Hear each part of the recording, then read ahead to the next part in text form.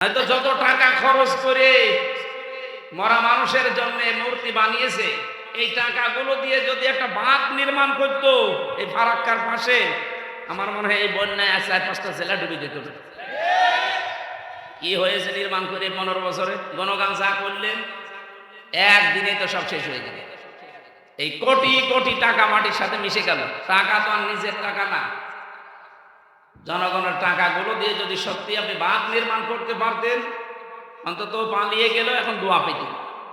পালিয়ে গেলেও কি শান্তি আছে? এখন যত মামলা, এখন যদি আন্তর্জাতিক ভাবে চাপ দেওয়া হয়, আর ডাক্তার ইউনূসের যে হাত, ও মনে করছে না পাগল ছাগল মানুষ কি ও আন্তর্জাতিক খেলোয়াড়? কথাবার্তারা শুনেছে, এক একটা কথার ওজন টের পাচ্ছে যে এই দেশে আমরা যারা আছি সাম্প্রদায়িক বলে কোনো কথা নেই এই দেশে। এগুলো উস্কানি দিয়ে অনেকে দেশকে অস্থিতিশীল করার চেষ্টায় আছে। যদি ভারত এবং মায়ানমার থেকে কোনো রকমের ষড়যন্ত্র উস্কানি দিয়ে এ দেশে বিশৃঙ্খলা তৈরি করা হয়, 7 সিস্টার কিন্তু স্থিতিশীল থাকবে না। এ কথা বলার বুকের পাঁঠা থাকা লাগে আর পেছনে হাত থাকা লাগে, এমনি এমনি মুখ দিয়ে বের হয়। আমার এই মোবাইলে কল আসলে সর্বোচ্চ কল আসবে, আমার মনে হয় বাংলাদেশের হাসিনা তো দেবে না, খালেদাও দেবে না, দিলে নাই আমি সর্বোচ্চ ধরলাম তারেক জিয়ার পিএস দিতে পারে। ওনার সাথে আমি জেলে ছিলাম, 3 বছর আমার পাশে ছিল। অপু ভাই আমিরে জামাত দিতে পারে, তাও সরাসরি হয়তো দেবে না, ওনাদের পিএস কে দিয়ে দেবে। যার কথা বললাম উনি তো একজন পিএস, তারেক জিয়া সাহেবের পিএস। অপু সাহেব আমার সাথে 3 বছর ছিল পাশাপাশি।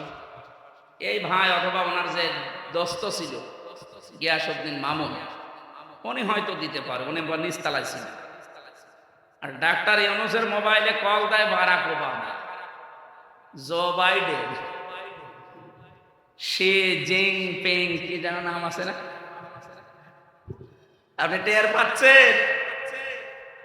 অনানা আন্তর্জাতিক ভাবে যে সমস্ত লবিং আছে, যে সমস্ত প্ল্যান আছে, যদি এখন ডাক দেয় সত্যি আর নেভি এই যে আসার জন্য আহ্বান জানাচ্ছে আমেরিকা, চীনের, ওনার কথা আমি আশা করছি শুনবে, কারণ ওনার মান ওই পর্যায়ে আছে। যদি আসে আপনারা কিন্তু আর এই দাদা বাবুরা স্থির থাকতে পারবেন না।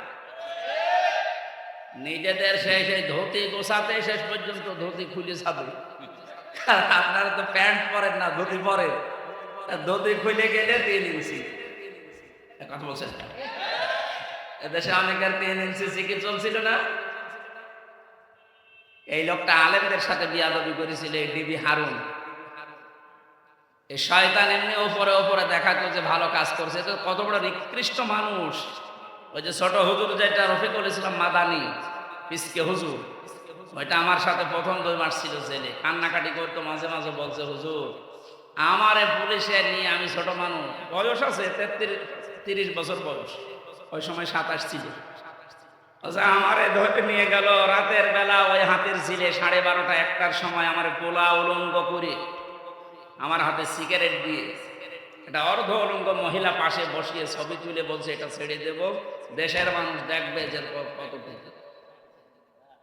বলছে আমি শেষ পর্যন্ত অসহায় কান্নাকাটি করছিলাম, আর এক পুলিশ ভাইকে বললাম ভাই এই যে আমার সাথে যা করছেন এটা কি ওই যে হারুন স্যার জানে? ডিবির হারুন জানে না মানে উনি তো করাচ্ছে। বলছে না আমার বিশ্বাস হচ্ছিল না। শেষ পর্যন্ত যখন প্রমাণ দিল যে হ্যাঁ উনি করাচ্ছেন, আমি শেষে বরদোয়া দিলাম আল্লাহ এই লোকটার প্রতি আমার একটা বিশ্বাস ছিল। আমি আবার আরেকজনকে বিশ্বাস করতাম, ডিএমপি কমিশনার এই যে হাবিব, একটা ঠান্ডা মাথা শয়তান, এই শয়তানরা বিশ্বাস করে আমি ঘোর করেছি। ওই সময় বলেছে আল্লাহ আমাকে যেভাবে উলঙ্গ করে জাতিকে দেখাইলো, ওরেও তুমি উলঙ্গ করো। আল্লাহ করে নাই, এখনো রাস্তায় বের হতে পারে না। রাস্তায় বের হলেই মানুষ চিল্লায় 3 ইঞ্চি 3 ইঞ্চি মরে বা। আর যদি জনগণের সামনে আসে, আমাদের বাংলাদেশ জামাতে ইসলামীর অ্যাসিস্ট্যান্ট সেক্রেটারি নাটোর জেলা শাখার শ্রদ্ধাভাজন বড় ভাই অধ্যাপক মাওলানা আব্দুল হাকিম উনি এসেছে আপনাদের মাঝে, জেলা আমির এসেছে, লিল্লাহে তাকবীর।